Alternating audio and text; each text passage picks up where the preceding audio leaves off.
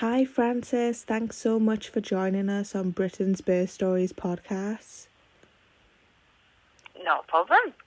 Thank you. And would you like to tell us where you're based and who's in your family? Yeah, so I'm based in Newcastle, and I am married to John, and we have a daughter, Neve, who's 13 months. Amazing. And what's your profession apart from taking care of yourself and your family? I'm a collections curator. I work for English Heritage. Wow, amazing. Yeah, so I'm an archaeologist by training who's gone into museums. Wow, that's great. Okay. Right, as much I'd love to speak about that the whole podcast. But let's get into your pregnancy first. Yeah. Was that something that you'd thought about first, or did it just happen for you? Yeah, no, it was planned. So we always wanted children, but we wanted to kind of wait for that mythical right time. Whether it's the right time, I don't know. Yeah. So I wanted to finish my PhD, and I have rheumatoid arthritis, and I wanted to get that under control a bit because I knew that my medication would have to change when I was pregnant. So I wanted to have a bit of time with my arthritis under control. So yeah, it was kind of planned with military precision in a way, because I had to liaise with my rheumatology consultant to stop medication before we started trying, and that sort of thing. Right. And when you did fall pregnant, how was that for you both? Really exciting. It took a bit longer than we'd hoped. Not long. It was only about 6 months or so. But very exciting. We were completely naive then, obviously. And we were like, yay! It was kind of great, and it was really exciting telling all the family and stuff. And I was very lucky. I didn't have any morning sickness. I was pretty well throughout the whole of the pregnancy, really. Yeah. I was able to keep going and doing a lot of stuff, keeping working and keeping active. So I was very lucky in that sense. And in terms of birth preparation, had you thought much about how and where you'd like to birth at this point? Yeah, so because I have rheumatoid arthritis, which is an autoimmune disease, I was classed as high risk initially. Right. So I was, we have the RVI hospital is my local hospital. So initially I was under a consultant, so it was always that I would have to go on to the delivery suite, which is kind of the upstairs part in the RVI, rather than the birthing centre, the midwife-led one. Yeah. So I had extra appointments with a specialist kind of rheumatology and obstetrics appointments a few times through my pregnancy, and extra growth scans just to monitor things, because I had to stay on some medication, and I also, because of that, some of the medication and the arthritis, I was at higher risk of blood clots, so I had to have injection. I can't remember what they were, but I had to do some injections from about 30 weeks every day at home to reduce the risk of clotting. But when I got to 36 weeks, I think it was, because everything had been so smooth and everything was going really well and the baby looked fine, they signed me off from the consultant, so they said I could go to the birthing suite. Wow. Which was really amazing, because until then I thought, there's no chance I'll be able to go in the pool or, have the nice room. And there's a real disparity in the RVI. The birthing centre, which is downstairs, is really new. Right. So all the rooms are lovely. There's a great kitchen. Every room's en suite. They're huge. Lots of them there's quite a few pools. They've all got, double beds for partners to stay over and blah, blah, blah, and it's great. Wow. Whereas the delivery suite, which is upstairs, which is the consultant-led one way, you need to go if you need anything other than kind of gas and air almost. I think maybe you can have pethidine downstairs, but that's it. If you go upstairs, that's not been updated since the 90s. So it really looks tired. It's 4-bed wards. There's a few rooms that don't, for the delivery room, some of them don't even have their own toilet. So I was really gutted that I didn't even have the choice to go in to the birthing centre. But then when they signed me off, that was really good. So then, my hope was to go into the birthing centre and be midwife-led for my labour and birth. Yeah, no, of course. And as you've said, for the pregnancy overall, you were feeling fairly good, were you? Or was anything I come was, up? I had a little bit of heartburn, a little bit of indigestion, a bit uncomfortable, but, I kept working. I finished at 37 weeks, but then I was working really long days and really busy up until then, and on the 2 weeks before Neve, our daughter, was born, I was really busy. I was getting 10,000 steps in every day. Yeah. At 38, 39 weeks, and I had a very smooth pregnancy. Amazing. And in terms of labour, how did that begin for you and progress? So it was on the Monday, and I was nearly 39 weeks. Yes, on the Monday night, at tea time, started getting contractions. But I don't know if they were Braxton Hicks or just a kind of a false start kind of thing. So they went on for a few hours that evening, and then they kind of tailed off, so I got a little bit of sleep. Then nothing on the Tuesday day, went out and about. But I think I probably lost my mucus plug at some point in that 24 hours, but it wasn't really a big, thing. It was kind of just a little bit of discharge. And then Tuesday night I had the same thing after tea for about 5 or 6 hours. It was kind of on and off, and so I didn't get loads of sleep that night. Yeah. Then it all died off, and Wednesday, nothing again. And then after tea on Wednesday, it really started properly. And they were ramping up. So then I stayed at home and then went to hospital at 2 a.m. on the Thursday morning. Wow. Because I was pretty certain that I wasn't dilated enough, but I was just really struggling, and I wanted to see if I could get some more pain relief and just to double check. Yeah. So when I got there, that was 2 a.m. I was 2 centimetres. Right. So they gave me some cocodamol, but then they just put me on the monitor for a little bit just to check baby, and baby's heart was a bit fast, so then they put me on the monitor for about an hour or so. Yeah. But then once the pain relief had kicked in a bit, it settled down, so it was just because I was getting stressed, I think. So then we got home about 5 a.m. And then we managed at home then till 2 o'clock in the afternoon. Right. We rang up another time, and they said, just see if you can last another hour or have a bath. But I couldn't get in. Our bath was too small. Well, not too small, but I got in, but it was really uncomfortable. So I had a shower, washed my hair. And I went in at 2 p.m. and I was 5 centimetres. So they admitted me to the birthing centre. So that was really good. And then just because I was in, I felt a lot better, that they weren't going to send me home again. And I went in the pool. Yeah. And that was just amazing. It was brilliant. And I went in the pool and had gas and air. And it was brilliant. So 2 o'clock I got there. I think I got in the pool at 3. And then they examined me at 6 and I was fully dilated. Amazing, right. Yeah. So I've done an online hypnobirthing course, the Positive Birth Company. Yeah. So I didn't.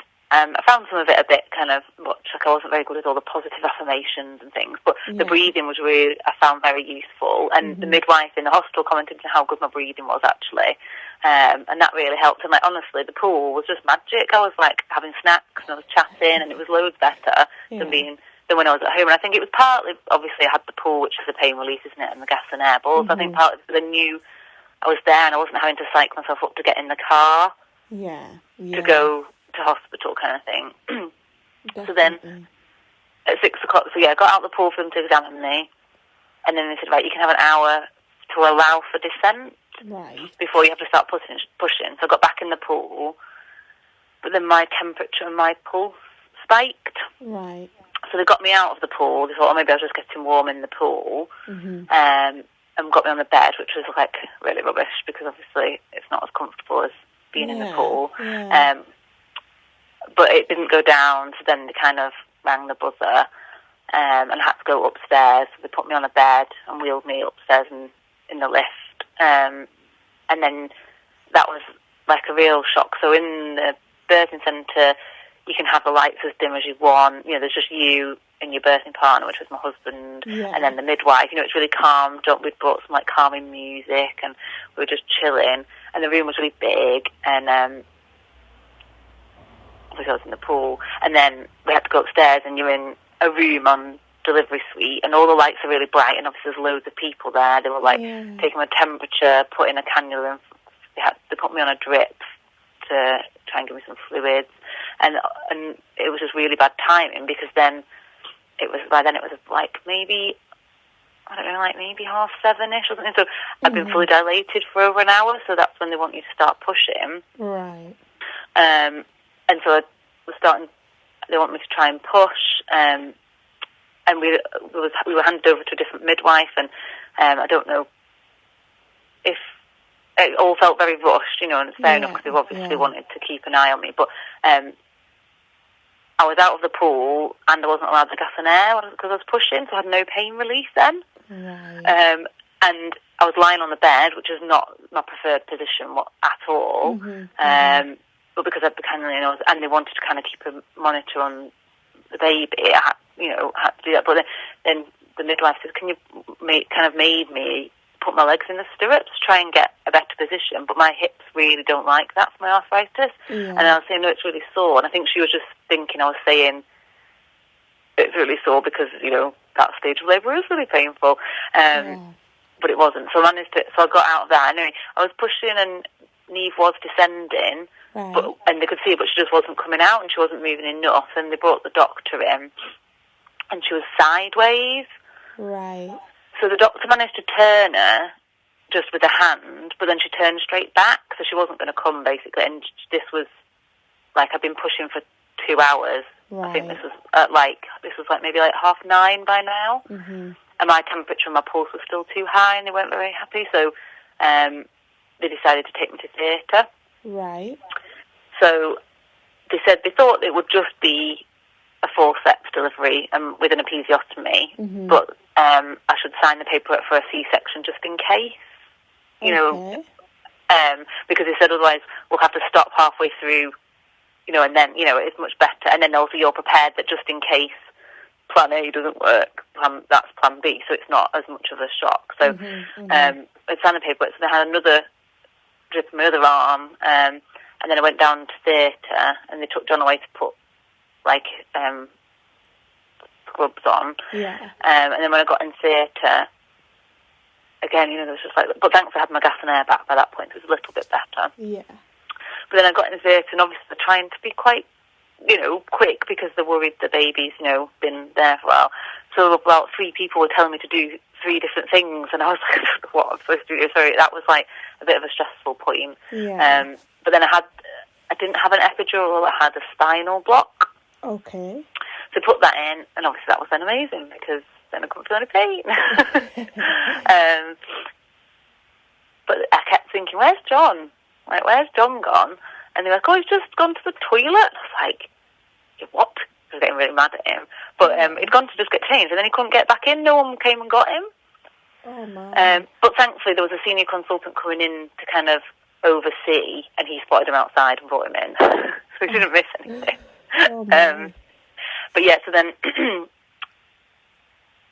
they did an episiotomy and put the forceps on Neve, and then I pushed her out, and that was quite quick. It was only about 3 pushes, I think. But then when she came out, because I'd had a temperature, they were worried that both of us might have an infection, so they had to take her away to get an IV into her hand so she could have some antibiotics. So John went with her, because he didn't want her to be... I had a little cuddle, and John cut the cord. We kind of wanted to have a bit of delay with the cord clamping to try and get as much blood down. I think we had a little bit of time, but they were just they didn't want to leave it too long, because... Oh, just 1 second. Yeah, no worries. Yeah. Sorry, it's just my colleague here. So we did have a little bit of time before we cut the cord, and John cut the cord, and we both got a cuddle on the picture, but then they wanted to take her and get antibiotics into her. So John went with her while they finished up with me. But it was taking a long time, and I was like, oh, what's happening? And I was bleeding quite a bit, so I lost 1.5 litres of blood. Right. but they managed to stop the bleeding. That was fine. Eventually, and then I went to recovery, and I was waiting there for Neve and John to come back. And they seemed to be quite a while. But also that was a bit of a palaver because they had to they wanted to do, someone from like the post-op team was there and they come and check on you. And then they had to move my bed 3 times because all the equipment wouldn't work. Oh my. It was quite good, it passed the time, kind of distracted me a bit. And then John and Neve came, and then we had to stay on recovery until I could feel my legs or move my legs. I can't remember which one. Yeah. And then they took us down to the postnatal ward, which is a 4-bed ward. We got to the ward about 2 a.m. Mm-hmm. And then they brought us, well, they were going to bring us tea, but they said, we've got hot chocolate. We had hot chocolate and toast, and it was amazing. Oh. As always, everyone always says, don't the toast is amazing. Yeah. Oh, that's nice. Yeah, so she was born at 10:30 something on Thursday night. So that was 39 and 2 she was. So she wasn't early or anything, but she was only little. She was £6.12. Right. Oh. And after all of that, the moving and her being with John and all of that, how were the first few hours together for you? Well, so then I couldn't still really move very much. John sat in the chair next to me and fell asleep because he was, obviously exhausted. I just kept checking that she was alive, but I couldn't really reach her, but I could, and it was just so hot because I still had a temperature then. Right. I was just basically sat there in the dark sweating, listening to the other mums, around until someone came, with breakfast. Had you thought much about feeding, like what you wanted to do? Wanted to breastfeed. That was always the plan. So on recovery, I'd offered her the first feed, and she'd had a go. She'd done the kind of moving towards the breast, and had a go at suckling, and then we had a few tries that day again. But then that day was just horrendous because I'd felt obviously like complete pants. I'd lost a huge amount of blood and barely slept for days. I had temperature. I was on a really warm. All the wards are just so warm. There's no privacy on the ward. It was so hot and so bright and so noisy. So someone came and did like the newborn test, but I was not really with it whatsoever, so I don't know what she did. She could have literally made anything up and put it in the book, I'm sure she didn't. I'm sure she didn't. And my mum and dad came and visited. John went home for a little bit to have a shower, and because that's the thing, so if you're in the birthing centre downstairs, you've got your own room so your husband can stay and have a shower, whereas if you're upstairs on the delivery suite, you're on a 4-bed ward with one toilet, but visitors can't use that toilet, only patients. So he had to go off the ward to go to the toilet, and he hadn't had a shower. And so he went home while Mum and Dad were there to kind of swap over. But and Mum and Dad had gone and left to check into their travel lodge, and it was just so noisy. The woman across the way seemed to have about 17 visitors plus 5 toddlers. Obviously, she didn't have that many, but it was very nice. So I went into like a little day room, and I took Neve in, and I think the midwife was a bit like, "Where's Frances gone?" with her drip and the baby, and I was like, "I just can't cope in there anymore. It's just horrendous." I couldn't rest. I was not next to a window, so I had to have my curtains closed to get any privacy, but that meant I get no light, but it was no air. So they found me a private room, which was great, because I don't think I was probably ill enough to warrant a private room, but I was having a bit of a breakdown. And because then it's a good job, because in the end we were in hospital for 6 days, so I don't think I could have lasted on the ward for 6 days. Oh, yeah, definitely not.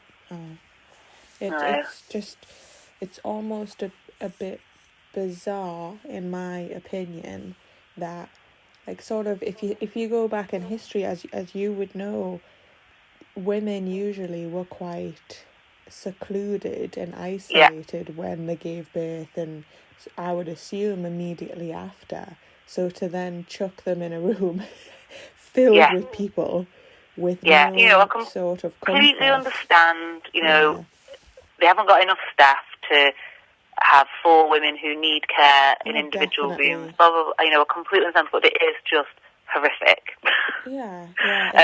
Because I'm used to quite a lot of quiet time.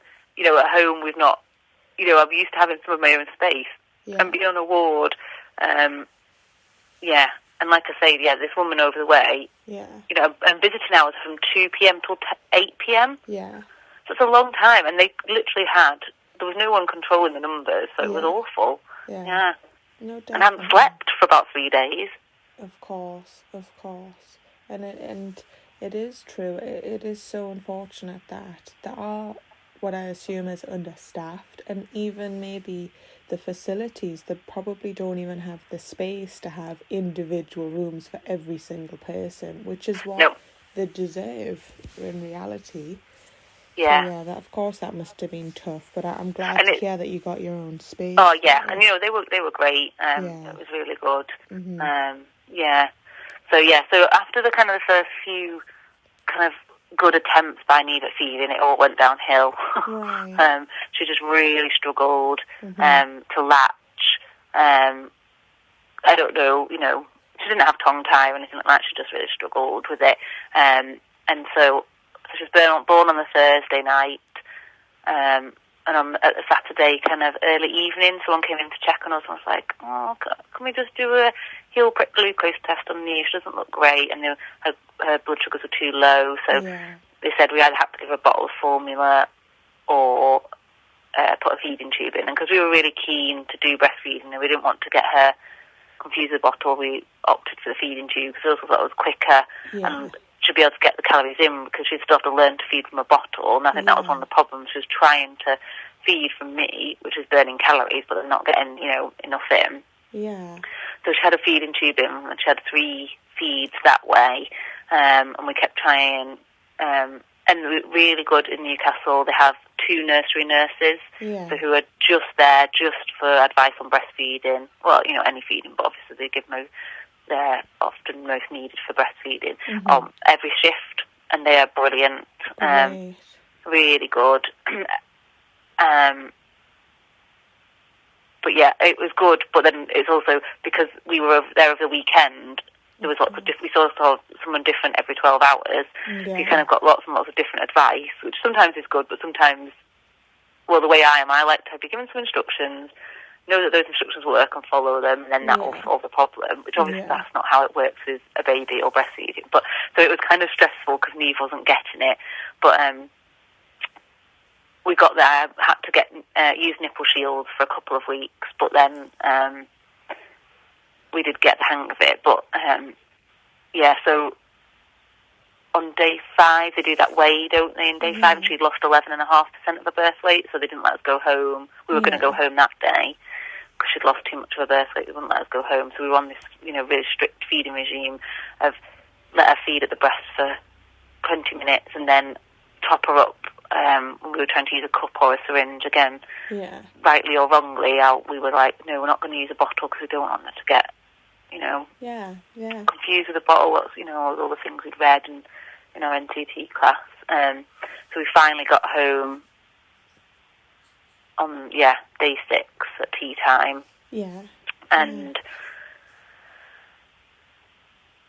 and then and they're also really at the RVI. They have I can't remember what it's called, but basically it's kind of a breastfeeding clinic or support thing. So we went back in the next week for kind of a checkup. We were registered with them so we could go in, and we went back in. And actually, by the time I'd gone back in there, I'd almost come off the nipple shields. So amazing. Yeah, and she'd got back to her birth weight, I think, just after 2 weeks, maybe. Great, Which was really, good, was really good after the start we had. It was really stressful, because we were both on IV antibiotics for 48 hours, and I really struggled. They didn't give me a blood transfusion because my iron levels weren't quite low enough. But yeah, I think it took me a long time to recover from the labour. Of course, yeah. Yeah, and that's a great point. In terms of postnatally, how was all of that for you, for your recovery, mentally, physically? How was it? Well, physically, after, nothing came back in the cultures or our bloods about what infection we had, but there was obviously I had something, because I was, I had a temperature and stuff and felt really grotty for a few days. Yeah. But out with just being exhausted from the labour and blood loss. But once I kind of got over that, even, I had stitches and the episiotomy and everything, but they healed really well. I was really lucky with that. I didn't get any infection. Nothing kind of, I was really lucky. Again, I recovered really quickly when I think how grotty I felt on like day 1, 2, 3. Yeah. Getting, kind of back out, getting some fresh air every day and things. But, it was just the lack of sleep was just horrific. Mm-hmm. I would say kind of up to about week 4, it was all right. Yeah. Like, it was really, really tiring, but it was kind of okay. And then from week 5, I found it really difficult mentally. Right. I think, and I still struggle now, really. I've ended up getting counselling through, there's a charity called Children's North East that offer, and it's been really, really hard. I've just not coped well with it, and I think part of it is that Neve doesn't sleep, but part of it is just, very tricky. I think you build up a lot what having a baby's going to be like, and I'm 35 now. Yeah, sorry, I forgot how old I was. I'm 35 now, nearly 36, and I've sort of been kind of waiting a long time to have a baby, and really thought I would enjoy it a lot more than I have. Like, I knew it was going to be hard, but it's been really hard. Yeah. But good for you though for reaching out and trying to find a service that can help you though, because not many people do that. So that's a great step so that you've taken. in like December, I knew it was really bad, so I went to my GP and they referred me to perinatal mental health. Right. And I was really lucky they had like a cancellation, so I got an appointment that next day. Amazing. But I apparently wasn't quite, I went and had a chat with them, and they do a interview in your school, and I wasn't bad enough to kind of need their help, so that I kind of fell through the cracks of it. Right. So I went back and I said, can you refer me to something else? And then it was actually the first week of lockdown that I got the phone call to say I'd managed to get to the top of the list for the counselling. Right. So it took 4 months. Mm-hmm. But I knew it wasn't right, Yeah. So. And it's, as much as it does sound really difficult, it is still great that you're able to understand yourself well enough to say, right, this is not right, and this is not what should be happening or should be going on in terms of myself. So it is refreshing to hear that you do know yourself that well. Yeah, I think I just, my husband could, it's like, it's not me, it's not just that I'm tired or, etc.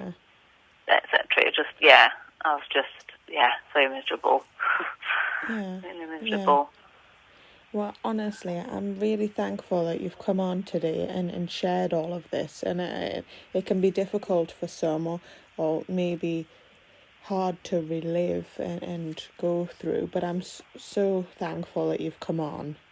Oh, no, it's fine. Yeah, I think it's really important, particularly because I've had such a hard time, coping with becoming a mum. I think it's just really important to tell everyone else that you can get through the other side, and it is better, and it's okay to ask for help. Definitely. I think too many people, there's lots of people going, motherhood's great, I haven't slept, but isn't she beautiful? And now people would, post photos of me and go, she's so beautiful. I was like, I'd rather she slept, thank you very much. Yeah. I can imagine. Yeah. So, I don't know, I think it's quite important to be honest about it, and there's too much stigma around mental health. Of course. And, postnatal mental health as well. Definitely, definitely. And I'm glad to hear that you're taking those steps for yourself also, because that's so important. Yeah, going back to work has been good. Great. Tiring, but definitely, makes me feel a lot more like myself. Yeah, yeah. Still, thank you. Even though you're in work and you've still got Neve and everything going on, you've still made the time to come on here. Thank you so much. No, it's all right.